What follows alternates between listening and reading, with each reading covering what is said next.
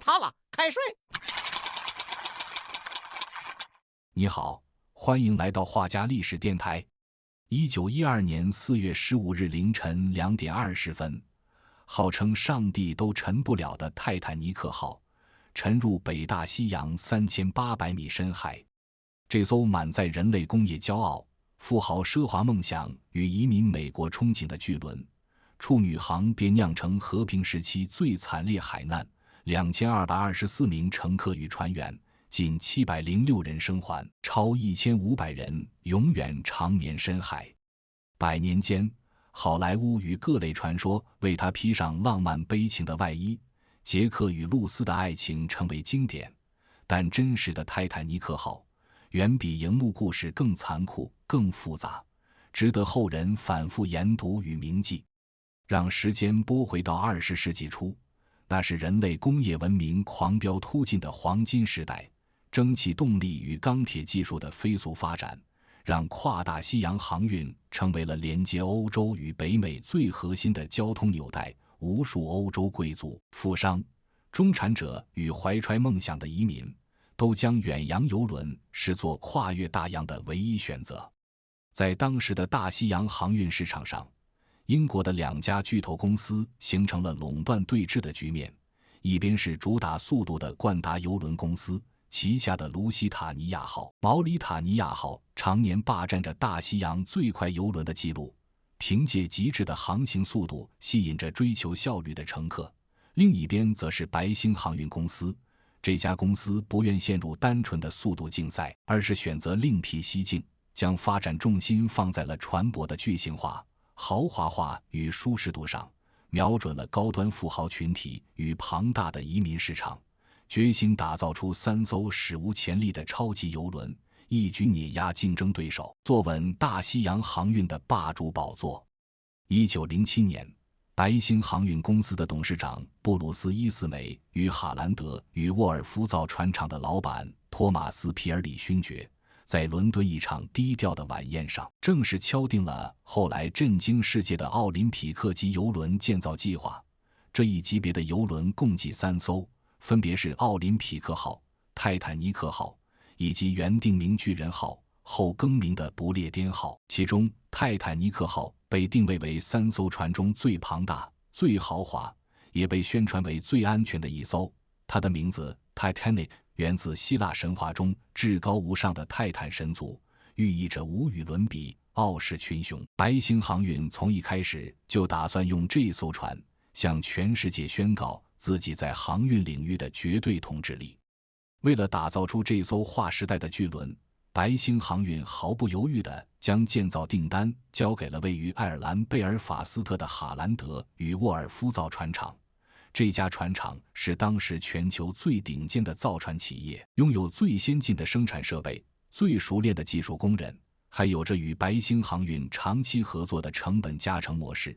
白星直卡設計與品質標準，不刻意壓縮造價，在當時堪稱不計成本，只為打造出完美無缺的海上巨無霸。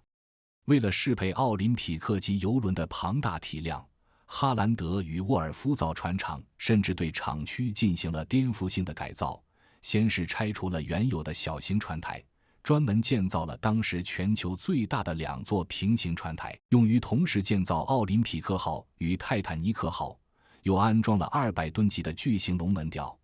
這是當時世界上起重能力最強的吊車，足以輕鬆吊裝泰坦尼克號的鍋爐、引擎等核心重型部件。隨後，船廠調集了超過15000名技工，涵蓋造船、鉚接、木工、電氣、裝潢等全工種，開啟了晝夜不停、輪班作業的建造模式。整個貝爾法斯特的船廠片區都被鋼鐵碰撞、機械轟鳴的聲音籠罩，成為了工業時代最壯觀的生產景象。後世流傳的泰坦尼克號永不沉沒的神話，從不是工程師的技術承諾，更不是傳奇的官方宣傳，而是大眾傳播斷章取義、事後媒體戲劇化演繹的產物。1911年，造船專家雜誌對奧林匹克級郵輪的水密隔艙設計給出了近乎不沉的嚴謹評價，前提是不超過4個相鄰隔艙進水，郵輪就不會沉沒。但這句專業表述被抽離前提，發酵成了絕對安全的公眾認知。那句上帝都弄不沉泰坦尼克號更是沉船後媒體編造的噱頭，絕非事發前的廣告語。可當時絕大多數人都對這艘巨輪的安全性深信不疑。泰坦尼克號的16個水密隔艙、電動控制水密門已是當時的頂級安全配置，但它有致命設計缺陷，艙壁未完全水密封閉，且安全極限僅能承受4個相鄰隔艙進水。冰山擦撞導致船殼接縫撕裂，6個相鄰隔艙進水，直接突破了它的生存極限。更致命的是，不沉的幻覺麻痹了所有人，他們无视8次冰情預警，在冰區已盡全速航行，沒做過完整的全員救生演練。本可配其承載全員的救生艇，卻為了甲板美觀大幅縮減。每一處被忽視的安全細節，最終釀成了20世紀航海史上最慘痛、影響最深遠的海難。1909年3月31日，貝爾法斯特哈蘭德與沃爾夫造船廠內，泰坦尼克號的龍骨正式鋪設，標誌着這艘鋼鐵巨獸正式開啟建造歷程。作為船舶的脊梁，這根貫通首尾的主龍骨與上千根配套的鋼梁、肋骨共同構成了船體的核心承重框架。最終成型的泰坦尼克號，全長269.06米，型寬28.19米，滿載吃水10.54米，總注冊噸位46328噸，滿載排水量約53150噸，是當時全球最大的人造移動物體。體型比同時期冠達郵輪公司的主力旗艦盧西塔尼亞號、毛里塔尼亞號大出近1半。站在船台之下仰望，這艘巨輪就像一座拔地而起的鋼鐵城市，帶給人極具衝擊力的視覺震撼。建造現場的規模堪稱20世紀初的工業奇觀，峰值超3000名工人分工協作，各司其職。白天的船台上，鉚釘槍的敲擊聲、鋼板的切割聲、吊車的轟鳴聲此起彼伏，廠房內的預製加工則晝夜不停。建造週期內，數萬噸鋼材被分批運入廠區，一點點堆砌成巨輪的輪廓。工人們用雙手與機械，將冰冷的鋼鐵打造成承載着無數人跨洋夢想的海上宮殿。只是當時沒有人知道，這艘凝聚了工業時代榮光的巨輪，會在首航途中迎來一場震驚世界的滅頂之災。1911年5月31日，泰坦尼克號完成船體主體建造，迎來了萬眾矚目的下水儀式。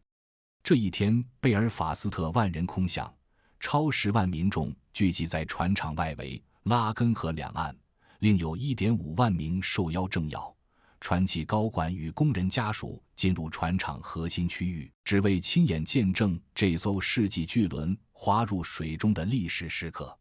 為了確保下水過程平穩順利，船廠提前在船台滑道塗抹了23長噸牛油、肥皂與石蠟的混合潤滑劑，最大程度減少船體與滑道的摩擦。中午12時13分，哈蘭德與沃爾夫造船廠董事長皮尔里勳爵按下液壓止滑器的啟動按鈕，泰坦尼克號在重力作用下緩緩滑入拉根河，整個下水過程僅用時81秒，船體平穩入水，沒有出現任何意外。現場爆發出雷鳴般的掌聲與歡呼聲，所有人都在為這艘巨輪喝彩。此時的泰坦尼克號並非完全的空殼船體，引擎基座、主管道等核心預裝結構已完成，但主機、內飾裝潢、電氣系統等核心部分尚未安裝，後續還需要10個半月的西裝工程，才能真正具備跨洋航行能力。泰坦尼克號的核心定位是為富豪服務的海上移動宮殿，這也是白星航運對標冠達郵輪，主打豪華而非航速的核心競爭策略。因此，頭等艙的內部裝潢對標歐洲頂級皇家宮殿，採用路易16、文藝復興、喬治王朝等多種復古風格，不同批次的套房對應不同設計風格，其中 B 層甲板的少數豪華專屬套房為定制化設計，部分還帶有私人露天散步甲板。船上配備了巴黎咖啡廳、土耳其浴室、壁球場、恆溫游泳池、電動升降機、頭等艙專屬閱覽室與圖書館、男士雪茄吧等一系列頂級奢華設施，這些配置在當時的頂級郵輪中也屬於第一梯隊。頭等艙全流程裝潢成本約30萬英鎊，占到了整船150萬英鎊總造價的1/5。二等艙的舒適度也遠超同期行業標準，足以媲美普通中小型郵輪的頭等艙。即便是最底層的3等艙，也摒棄了傳統移民船的大通鋪設計，為乘客提供了2至8人間的獨立鐵架床鋪、專屬公共餐廳與公共淋浴間。在當時的跨大西洋航運中，已是極具人性化的配置，專門服務於那些懷揣美國夢、前往新大陸開啟新生活的歐洲移民。在船體結構與材料方面，泰坦尼克號完全遵循1910年代英國造船行業的最高標準，全船由300萬顆鉚釘固定，船身中部採用高強度鋼鉚釘，船頭、船尾的複雜曲面部位採用符合標準的熟鐵鉚釘，船殼鋼板採用當時主流的平爐煉鋼工藝生產，各項參數均符合英國貿易委員會的海事規範。在動力系統方面，泰坦尼克號無疑是當時工業技術的集大成者，船上配備了2台往復式4缸蒸汽機與1台低壓蒸汽輪機，正常運行總功率約5萬馬力，極限輸出可達59000馬力。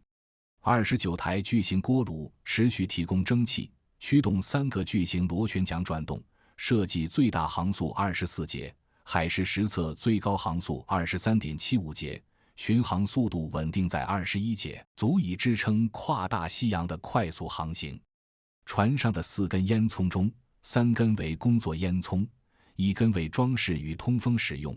這也成為了泰坦尼克號最具標誌性的外觀特徵。遠遠望去，煙囪林立的巨輪在海上航行，宛如一座移動的工業堡壘。1912年4月3日，泰坦尼克號完成全部西裝與海試，通過了英國貿易委員會的全面檢驗，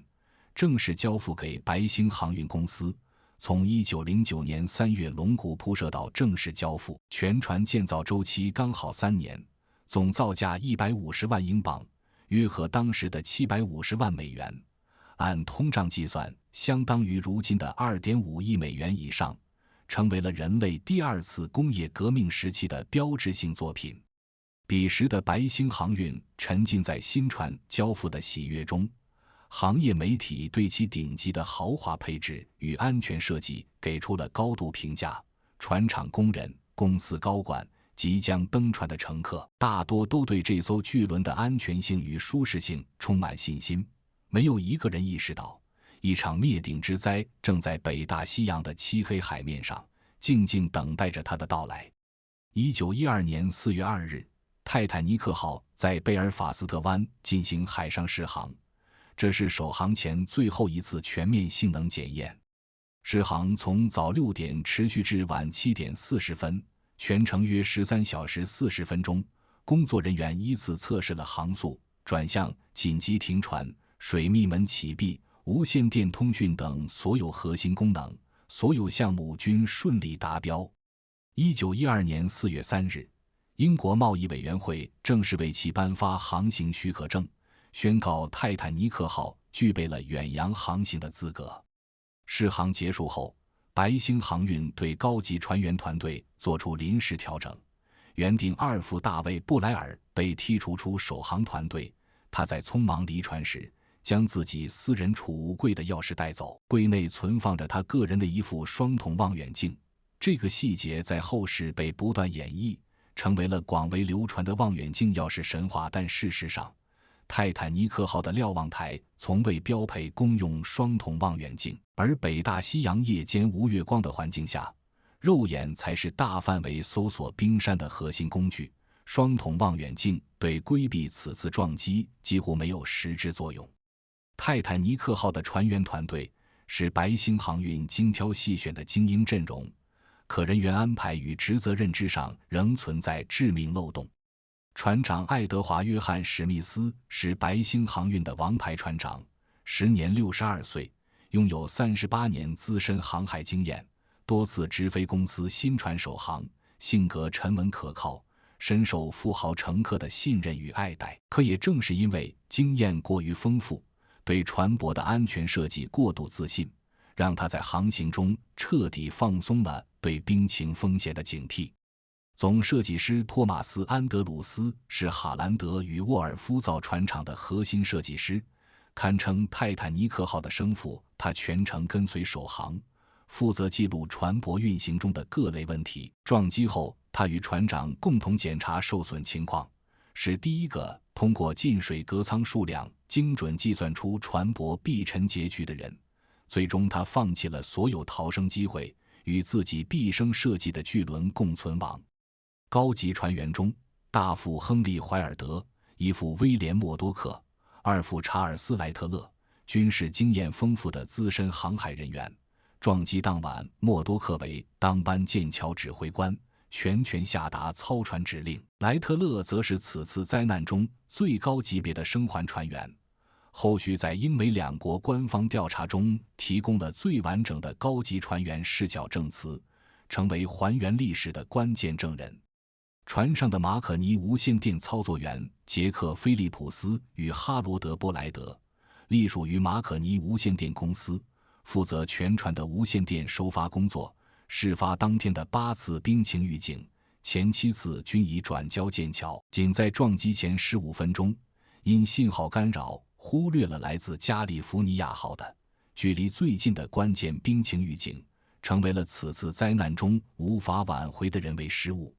1912年泰坦尼克號的首航，共計搭載2223人，其中乘客1317人，船員906人。乘客嚴格分為3個等級，階級差異在船上體現得淋漓盡致，也成為了災難中逃生機會不均等的核心原因。頭等艙共計324人，搭載的都是當時全球頂級的富豪、貴族、企業家與社會名流，普通單間票價30英鎊起，帶私人散步甲板的豪華套房，全包票價最高達870英鎊，相當於如今的2.5萬至70萬英鎊，其中包括當時的世界首富約翰·雅各布·阿斯特斯氏、梅西百貨創始人伊西多·斯特勞斯、古根海姆家族继承人本傑明·古根海姆，以及後來被稱為永不沉没的茉莉·布朗的瑪格麗特·布朗。這些人在船上享受着最頂級的奢華服務，也佔據着最優渥的逃生資源。2等艙有285名乘客，主要是教師、牧師、記者、中產商人，平均票價13英鎊，舒適度足以對標同期普通中小型郵輪的頭等艙，屬於船上的中間階層。3等艙則有709名乘客，大多是來自英國、愛爾蘭、意大利、瑞典等國的歐洲移民，還有8名香港籍的司路工，票價僅3英鎊至8英鎊。他們懷揣着對美國的美好憧憬，希望在新大陸擺脫貧困，開啟新生活，卻成為了災難中最弱勢、最容易被忽視的群體。在首航籌備的所有環節中，最令人匪夷所思也最致命的是救生艇配置的嚴重不足。按照英國貿易委員會1894年的老舊商船法，1萬总噸及以上的船舶，救生艇最低載客容量仅為960人。這一規定早已完全跟不上郵輪巨型化的發展趨勢。泰坦尼克號最終配備了20艘救生艇，包括14艘標準木質救生艇、2艘應急救生艇、4艘折疊救生艇，總載客容量1178人。雖已超出法規最低要求，卻僅能容納全船1半左右的人員，連基本的全員逃生理論容量都無法保障。更關鍵的是，當時整個航運界的主流認知都認為，救生艇的作用是將乘客從失事船轉移到救援船，而非全員海上逃生。白星航運也為了保證甲板的美觀與乘客的散步空間，为額外增加救生艇配置。這份對船舶近乎不臣的盲目自信，直接導致了災難中救生艇的使用混亂，大量救生艇未坐滿就提前下放，總容量1178人的救生艇，最終僅搭載了705人，超過1500人最終葬身北大西洋，成為了這場悲劇中最讓人痛心的人為遺憾。1912年4月10日中午12點15分，英國南安普敦港彩旗飄揚，人山人海，泰坦尼克號的處女航正式開啟。船長史密斯下令鳴笛，這艘萬眾矚目的巨輪緩緩駛離港口，計劃航線為南安普敦出發，途經法國瑟堡、愛爾蘭皇後鎮，最終駛向美國紐約，開啟全長約2200海里的跨大西洋航行。可離港僅5分鐘，就發生了一場驚險意外。泰坦尼克號龐大的船體產生了巨大的船吸效應，導致相鄰泊位的紐約號郵輪6根繫泊纜繩接連崩斷，船身橫向衝向泰坦尼克號，兩船最小間距不足1.2米，險些相撞。最終，港口拖船緊急頂開紐約號，配合泰坦尼克號的倒車操作，才勉強避免了事故。這一幕在當時就被部分船員視為不祥之兆，後世更是將其當作災難的預兆。可在當時，絕大多數人都只把它當作一次無關緊要的小插曲，沒有放在心上。1912年4月10日18點，泰坦尼克號抵達法國瑟堡奧克特維爾港，停靠2小時期間，總計274名乘客登船，其中包括阿斯特四世、斯德勞斯夫婦在內的142名頭等艙乘客，同時有24名乘客下船。短暫停靠後，巨輪繼續向着下一站點航行。4月11日11點55分，泰坦尼克號抵達愛爾蘭皇後鎮，也就是如今的科夫港，停靠2小時期間，接載了123名乘客，其中3等艙113人。2等艙7人，頭等艙3人，同時有7名乘客和1名適航船員下船。13點55分，泰坦尼克號駛離皇後鎮，正式駛入遼闊的北大西洋。這是他最後一次停靠陸地，直至1985年殘骸在北大西洋3700米深海被發現，他再也沒有回到過人類文明的海岸。此時船上的2223人都沉浸在首航的喜悅之中，頭等艙的富豪們享受着法式大餐、下午茶、壁球運動與泳池暢遊；2等艙乘客在圖書館閱讀，在甲板悠閒散步；3等艙的移民們在公共區域唱歌跳舞，分享着對未來美國生活的憧憬。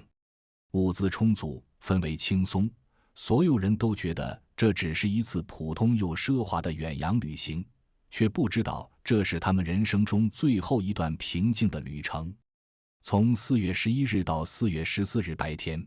泰坦尼克號在北大西洋上平穩航行，航速逐步提升。4月14日白天，巡航速度穩定在21.5節，約合每小時40公里。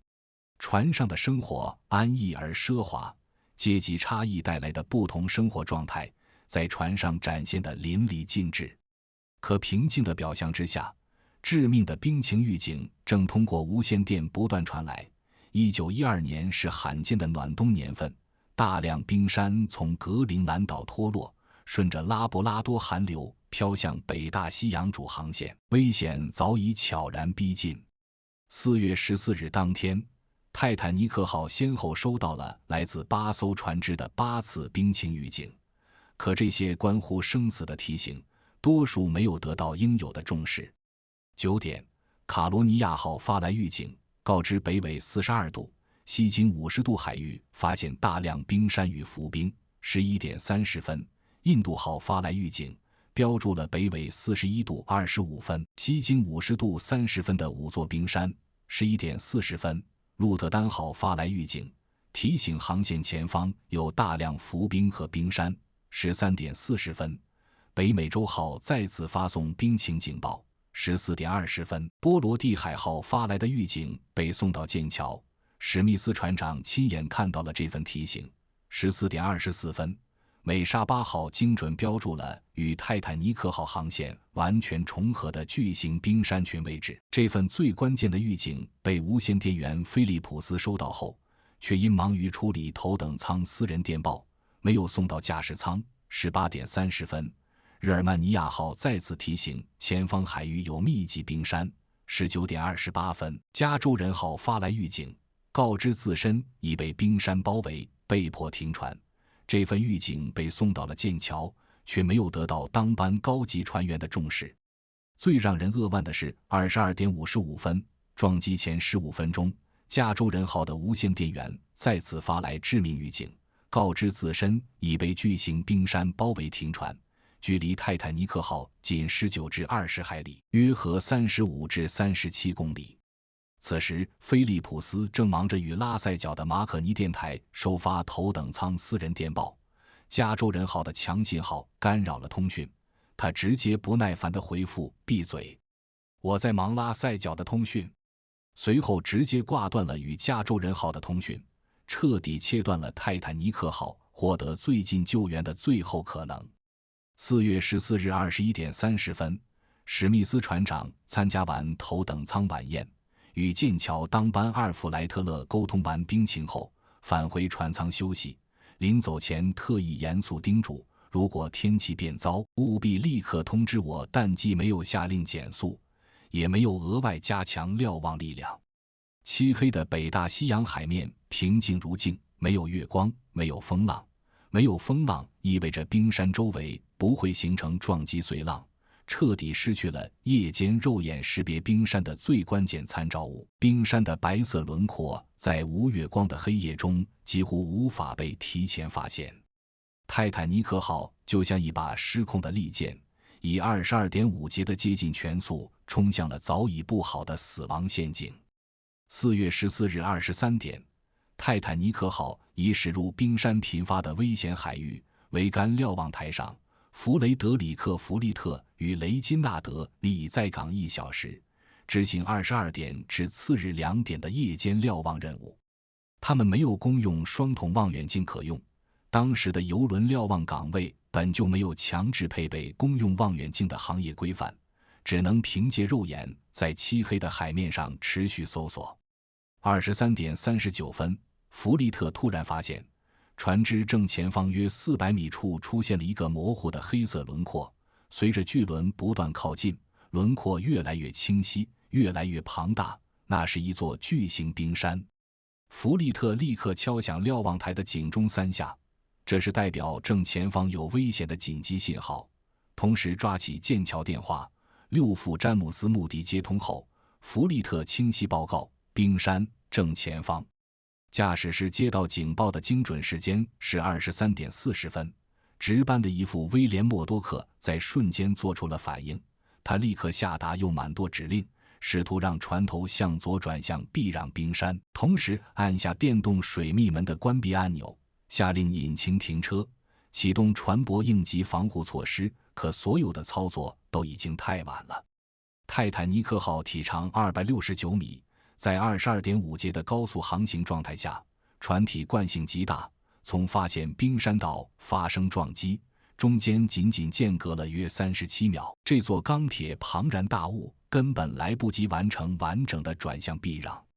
冰山露出海面的高度約12至15米，水下吃水深度約60至70米，就像一把巨大的镰刀，狠狠刮向了泰坦尼克號的右舷。23點40分，泰坦尼克號右舷前部與冰山發生刮擦式撞擊，冰山沿着船身，在6個相鄰水密隔艙的船殼鉚接接縫處，撕開了總長度約12米的零散裂口，從船頭一直延伸到第6號鍋爐房。撞擊的震動十分輕微，大部分在船艙內休息的乘客只以為是一次普通的輕微顛簸，甚至沒有從睡夢中醒來。頭等艙的不少乘客也只是誤以為是引擎出現了小故障，依舊在談笑風生。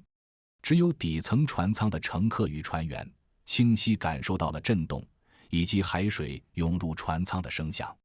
撞擊發生後，史密斯船長第一時間趕到劍橋，向默多克了解完情況後，立刻召集總設計師安德魯斯一同前往船頭檢查受損情況。當他們查看完進水的隔艙後，眼前的景象讓所有人陷入了絕望。船頭的1至6號相鄰水密隔艙全部破損進水，海水以峰值每秒7噸的速度瘋狂湧入船艙。安德魯斯憑借對船舶的極致了解，冷靜完成了計算，隨後用沉重的語氣告訴史密斯船長，這艘船最多只能支撐1至2小時，沉沒已經是無法逆轉的結局。這句話像一道驚雷，擊碎了所有人心中對這艘船的安全幻想。它的設計極限僅能承受4個相鄰隔艙進水，可現實中直接破損了6個，任何補救措施都已經失去了意義。而此時船上的絕大多數人還沒有意識到，一場滅頂之災已經降臨到了自己頭上。撞擊發生後的最初35分鐘，也就是23點40分到0點15分，泰坦尼克號的船員仍在排查船體受損情況，全船大部分區域依舊平靜，絕大多數乘客尚未意識到危險。只有劍橋與底層船艙的工作人員清楚地知道這艘船已經陷入了致命危機。船員們從未開展過完整的全员救生艇应急演練，多數人对救生艇的吊放操作流程并不熟練，乘客們只是被船員要求穿上救生衣到甲板集合，卻很少有人直白地被告知船即將沉沒。3等艙的乘客因對船體結構不熟悉，缺乏專人引導，難以快速抵達救生甲板，陷入了被動的困境。無線電員菲利普斯從0點15分開始發送求救信號，採用當時通用的 CQD 與 SOS 交替發送的方式，這也讓泰坦尼克號成為早期大規模使用 SOS 求救信號的知名海難。劍橋上，一副默多克與阿爾弗萊特勒確認執行當時國際海事通行的婦女兒童優先登船慣例，史密斯船長予以認可。可這一原本保障弱勢群體的原則，在實操中被森嚴的階級差異徹底扭曲，變成了人類航海史上最殘酷的階級寫照。0點45分到2點05分是救生艇陸續下放的關鍵階段。泰坦尼克號的20艘救生艇在操作中出現了令人痛心的空載問題。船員們一方面擔心吊放過程中救生艇超載會導致吊艇架繩索斷裂，船體撞擊受損；另一方面普遍認為救生艇會先將乘客送到附近救援船，再返回接人，無需一次性坐滿，因此刻意減少了每艘艇的載客量。絕大多數救生艇只裝了不到一半人就匆匆下放。1號應急救生艇額定載客40人，僅搭載12人。2號應急救生艇額定載客40人，僅搭載18人。6號標準救生艇額定載客65人，僅搭載24人。14號標準救生艇額定載客65人，僅搭載30人。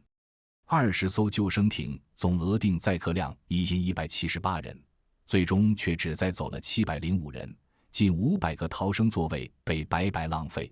這是整場災難中最讓人無法接受的人為失誤。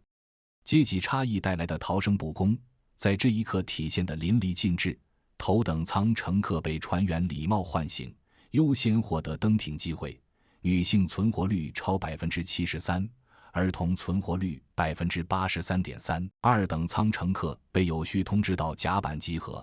女性存活率 46%， 24名兒童全部生還，存活率 100%， 而3等艙乘客因缺乏引導，對逃生路線不熟悉，很多人直到船只即将沉沒才好不容易登上甲板。女性存活率僅 25%， 79名兒童中僅27人生還，存活率 34%。船上的8名香港籍司路工是3等艙中最早發現海水湧入的人，他們因熟悉船體底層結構，提前抵達甲板，最終6人生還，卻在事後被西方媒體惡意污衊為卑劣的逃生者，更因美國排華法案被拒絕入境，24小時內被遣送古巴，隱姓埋名100年，直到2021年紀錄片《6人》播出，他們的遭遇才被大眾熟知，被歷史平反。在救生艇下放的過程中，人性的光輝與卑劣展現得淋漓盡致。梅西百貨聯合創始人伊西多·斯特勞斯拒絕在婦女兒童之前登艇，他的妻子艾達不願獨自逃生，堅定地表示：“你去哪裡，我就去哪裡。”兩人手挽手站在甲板上，相擁着沉入大海。世界首富阿斯特4世將懷孕的妻子送上4號救生艇，詢問能否陪同照顧，被拒絕後，坦然轉身回到甲板，安靜地等待死亡。古根海姆家族繼承人本傑明·古根海姆與秘書一同換上了體面的燕尾服，告知船員自己要像紳士一樣死去，即便葬身海底也要保持尊嚴。莫利·布朗登上6號救生艇後，多次要求船員返回海面搜救落水者，卻被舵手強硬拒絕，最終未能成行。而白星航運董事長布魯斯·伊斯梅在1點40分登上仍有空位的 C 號折疊救生艇逃生，成為了歷史上最受唾棄的幸存者，一輩子都活在指責與骂名之中。與這些乘客相比，船上的船員們展現出了極致的堅守。史密斯船長始終堅守在艦橋指揮，最終隨船沉入海底。總設計師托馬斯·安德魯斯放棄所有逃生機會，在船艙內一遍遍幫助乘客穿戴救生衣，指引逃生路線，最後被人目擊在头等艙吸煙室，與自己畢生設計的巨輪共存亡。24名輪機工程師堅守在機艙，直到最後一刻都在維持電力與水泵運行，全部壯烈犧牲。25歲的無線電員菲利普斯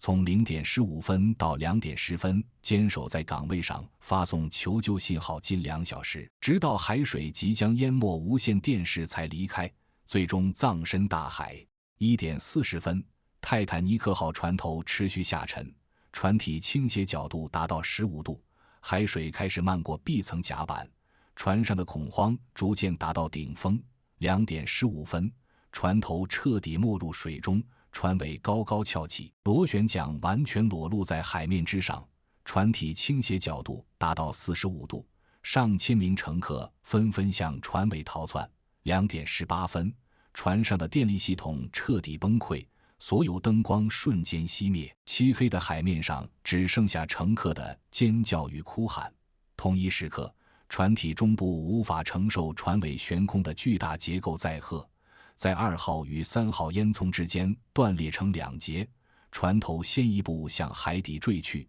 2點19分，斷裂的船尾先平浮在海面，灌滿海水後快速翹起，幾乎垂直豎立在海面上，像一根巨大的鋼鐵巨柱，緩緩向深海沉去。2點20分，泰坦尼克號的最後一點輪廓消失在北大西洋的海面上。這艘被後世賦予永不沉沒標籤的巨輪，徹底沉入了3784米深的海底，實際沉沒地點位於加拿大紐芬蘭島東南600公里處，北緯41度43分32秒，西經49度56分49秒，與當年發送的求救信號坐標偏差約13海里。海面上只剩下18艘正常下放、可使用的救生艇，剩余2艘折疊艇在沉船時被冲下甲板，1艘半淹，1艘倒扣，無法正常使用，以及1518名落入冰海的乘客與船員。0攝氏度左右的冰冷海水讓成年人的存活時間僅有15至30分鐘，絕大多數落水者在短時間內死於失溫，最終僅有6人被返回搜救的救生艇救起，其中1人很快因重度失溫離世。前一夜還燈火通明、奢華熱鬧的海上宮殿，在短短2小時40分鐘內徹底消失，北大西洋的海面瞬間從奢華的旅行之地變成了冰冷的人間煉獄。泰坦尼克號發出的求救信號被冠達郵輪公司的卡帕西亞號精準接收到。這艘船收到信號時，與事發地點的直線距離為58海里，約合107公里。船長亞瑟·羅斯特隆接到警報後，做出了教科書級別的救援操作。他立刻下令調轉船頭，引擎全速運轉，冒着撞上冰山的巨大風險，關停全船所有非必要的供暖、照明設備，將全部蒸汽供給引擎，把航速提升到超過設計極限的17節，全力趕往事發海域，同時動員全船所有船員，清空了公共休息區、餐廳與部分閒置客艙，準備好毛毯、熱水、食物與醫療設備，為迎接幸存者做好萬全準備。從進入冰區的2點35分開始，他還下令每5分鐘發射1枚綠色信號彈，讓遠處的泰坦尼克號與救生艇能在漆黑的海面上看到希望。經過3小時35分鐘的生死時速，4月15日凌晨4點，卡帕西亞號成為第一艘抵達事發海域的救援船。4點10分救起第一艘救生艇上的幸存者，為絕望的人們帶來了最後的希望。卡帕西亞號的救援行動持續了整整4小時，從凌晨4點10分到上午8點30分，船員們逐一接救了18艘可正常使用的救生艇上的幸存者，共計救起705人，其中包括212名船員與493名乘客。海面上漂浮着大量的屍體、行李與船舶殘骸，因船上無專業遺體冷藏設備，羅斯特隆船長僅打撈了3名遇難船員的遺體並舉行海葬，未進行大規模遺體打撈。4月15日上午8點50分，卡帕西亞號確認海域內已無幸存人員，立刻掉頭駛向紐約港。船上的幸存者大多出現失溫、脫水、精神崩潰的狀況。莫利布朗在船上組織幸存者互助，成為了大家的精神支柱。阿爾弗萊特勒作為此次災難中最高級別的生還船員，在航行途中就開始整理災難的完整時間線與細節，為後續的英美兩國官方調查留下了寶貴的一手資料。而那6名中國幸存者卻在登船後就遭受着不公的對待，為後續的100年冤屈埋下了伏筆。與卡帕西亞號的英雄救援形成鮮明對比的是加州人號的永久恥辱。這艘事發時與泰坦尼克號直線距離僅19至20海里的船只，本可以成為最及時的救援者，卻因為船員的失職與船長的麻木，徹底錯過了救援機會。加州人號的無線電員希里爾·埃文斯在當晚21點30分就關閉無線電睡覺，完全錯過了泰坦尼克號後續發出的所有求救信號。船上的船員先後8次看到了泰坦尼克號發出的求救信號彈，立刻報告給船長斯坦利·洛德，可船長卻判斷這是其他船只的公司識別信號，僅下令用摩爾斯燈向對方發送聯絡信號，未得到回應後便再無進一步動作，始終沒有下令開啟無線電確認情況，前往事發海域查看。直到4月15日凌晨5點30分，埃文斯打開無線電，才得知泰坦尼克號沉沒的噩耗。等加州人號趕到事發海域時，卡帕西亞號已經完成了所有救援，海面上只剩下一片殘骸，再也沒有任何生還者。加州人號的失職與見死不救，成為了人類航海史上最受爭議的恥辱一頁。船長洛德被所屬公司解雇，一輩子都活在輿論的指責與歷史的審視之中，成為了後世批判的反面教材。泰坦尼克號沉沒的消息瞬間震驚世界，英美兩國立刻啟動官方調查，從不同角度切入，共同拼湊出這場悲劇的完整邏輯。1912年4月至5月，美國參議院成立特別調查委員會，由威廉·史密斯參議員牽頭，在紐約召開聽證會，傳喚了所有生還的船員、乘客與白星航運高管。經過1個月的取證問詢，得出明確結論：災難的直接原因是泰坦尼克號在已知的冰山危險海域保持高速航行，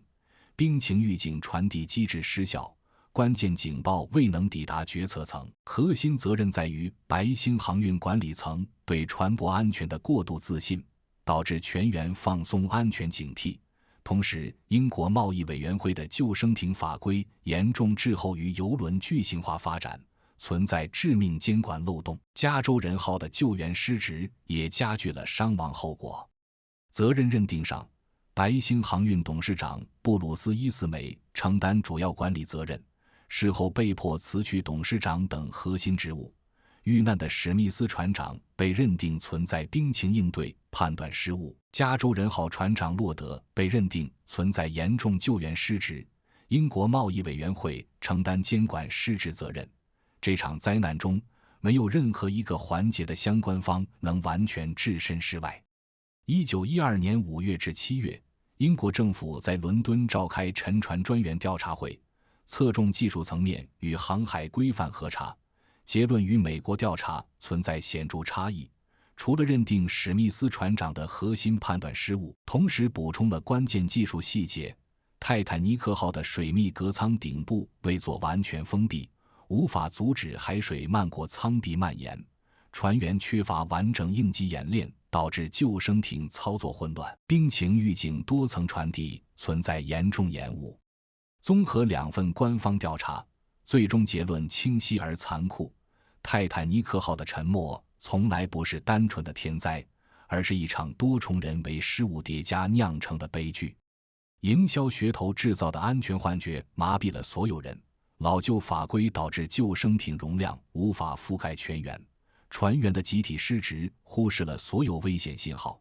階級差異讓逃生機會極不平等，沒有單一的兇手，每一個環節的微小失誤層層疊加，最終釀成了這場奪走1500多條生命的世紀悲劇。100多年來，泰坦尼克號的故事被不斷演繹編造，無數謠言掩蓋了真實歷史，其中流傳最廣的幾大謠言，均可通過史料與考古證據徹底澄清。埃及木乃伊詛咒說，完全是1912年英國小報為銷量編造的獵奇故事。航運清單、行李記錄明確顯示，泰坦尼克號上無任何木乃伊文物，歷史上根本不存在亞曼拉公主這一人物。大英博物館僅收藏有一位同名亞曼拉女祭司的內棺，且從未離開過館藏。史密斯船長穿越時空獲救說，徹頭徹尾的騙局，無任何官方搜救記錄、身份鑑定證據支撐。史密斯船長早已隨船葬身北大西洋，無生還可能。魚雷擊中陰謀論，無任何史料與考古證據支撐。深海殘骸清晰顯示，船體右舷僅有冰山刮擦與接縫撕裂痕跡，無任何魚雷爆炸痕跡。大副默多克受賄情節，電影完全虛構的內容。默多克在撞擊時刻全力操船避讓，沉沒前始終堅守崗位，組織救生艇下放，最終壯烈犧牲，是盡職盡責的優秀船員。1998年20世紀，福克斯已就該虛構情節向其家鄉與家屬正式道歉。傑克與露絲的愛情故事，完全虛構的藝術角色，導演卡梅隆已明確說明兩人無任何現實原型，故事從未在歷史上發生過。泰坦尼克號的沉沒是人類航海史上的重要分水嶺，它用1500條鮮活的生命推動了全球海事安全規則的徹底變革。1914年1月，全球16個國家在倫敦簽署了《國際海上人命安全公約》，這是全球第一個強制性海事安全公約，確立了一系列沿用至今的核心規則。所有船舶必須配備能100%容納全員的救生艇、救生筏與救生衣。船舶无線電必須24小時專人值守，嚴禁擅自關閉。正式確立國際兵情巡邏隊的法定地位，要求其全年在北大西洋巡邏，實時發布冰山預警。所有船舶必須定期開展應急演練，船員必須熟練掌握所有應急操作。歷經多次修訂，薩拉斯公約至今仍是全球海事安全的黃金標準。除了規則變革，這場災難也推動了船舶技術與航海理念的全面升級。造船行業優化了船體鉚接工藝與水密艙壁設計，強制要求水密艙壁延伸至乾舷甲板以上，徹底杜絕海水漫流隱患。折疊救生艇、充氣救生筏等新型救生設備被廣泛應用。更重要的是，它徹底打破了階級優先的逃生潛規則，在全球航海界確立了婦女兒童優先、保障全員平等逃生權的人道主義原則，讓生命的價值超越了財富與地位。泰坦尼克號沉沒後，人類多次嘗試尋找殘骸，卻因3784米的沉沒深度與當時的技術限制屢屢失敗。直到1985年9月1日凌晨，美國海洋學家羅伯特·巴拉德率領的探險隊通過深海測扫声納技術，終於在北大西洋海底發現了泰坦尼克號的殘骸。時隔73年，人類再次與這艘世紀巨輪重逢。深海中的泰坦尼克號已斷裂為兩截，船頭與船尾相距約370米，船頭保存相對完整，船尾則因下沉時的巨大水壓嚴重坍塌變形，船體周圍散落着數千件文物。截至目前，打撈出水的文物超5500件，絕大多數由皇家郵輪泰坦尼克號公司收藏展出，成為還原100年歷史的直接證據。如今，泰坦尼克號的殘骸仍在持續降解，深海是鐵細菌的侵蝕，海水腐蝕與人類探險活動的破壞，正在慢慢消解這艘巨輪的痕跡。早期科學界曾預測殘骸主體可能在2030至2040年嚴重降解。2020年後的最新勘測則顯示，船頭鋼結構主體降解速度遠慢於預期，仍可保存較長時間，但船尾坍塌部分已基本失去原有結構。這段沉重的歷史終將通過文字、文物與影像永遠流傳下去。在泰坦尼克號的故事裡，人們總是記住富豪、名流與高管，卻忽略了無數平凡人的堅守與勇氣。他們的故事同樣值得被歷史銘記。那6名被抹黑100年的香港籍絲路工，受僱於唐納德輪船公司前往美國，災難中他們冷靜自救，互幫互助，最終6人生還，卻因美國排華法案與西方媒體的惡意污衊被拒絕入境，24小時內遣送古巴，隱姓埋名100年，直到多年後才被歷史平反，還原了他們勇敢堅韌的真實模樣。除了這些被遺忘的幸存者，還有無數人用生命詮釋了責任。39歲的總設計師托馬斯·安德魯斯，撞擊後第一個精準判斷出船舶必沉的結局，放棄所有逃生機會，走遍船艙幫助乘客指引逃生路線，最終與自己設計的巨輪共存亡。二副查爾斯·萊特勒執行最嚴苛的婦女兒童僅限登艇規則，沉船最後一刻僥倖生還。他的回憶錄成為研究這場災難的核心史料。二戰期間還參與敦刻爾克大撤退，再次拯救了無數生命。25歲的無線電員菲利普斯，雖此前因通訊干擾忽略了最後一次關鍵兵情預警，撞擊後卻堅守崗位，發送求救信號近2小時，直至海水即將淹沒無線電視才離開，最終因重度失溫葬身北大西洋。這些平凡的船員與乘客用自己的選擇與堅守，讓這場冰冷的悲劇多了一絲人性的溫度。1912年4月15日凌晨2點20分，泰坦尼克號沉入北大西洋深海，帶走了1500多條鮮活的生命，也徹底擊碎了第二次工業革命時期人類的技術傲慢神話。這艘巨輪的沉沒，留給後世的從來不是浪漫的愛情故事，而是最沉重深刻的歷史啟示。人類永遠不要高估自己的技術與能力，永遠不要忽視自然的力量，永遠不要放棄對安全的敬畏之心。財富、地位、階級在災難面前不堪一擊，生命本身的價值終究超越了所有世俗標籤。真正的永不沉沒，從來不是鋼鐵船體的堅固，而是完善的安全制度、善良的人性光輝與對歷史的永久敬畏。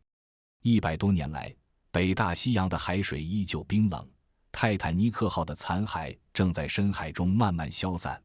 可這段歷史永遠不會被遺忘。它用一場慘烈的悲劇推動了人類航海文明的進步，用1500條生命換來了後世無數人的安全，時刻警醒着每一個人敬畏生命、敬畏自然、敬畏歷史。這就是泰坦尼克號最真實、最完整，也最值得被永遠銘記的歷史。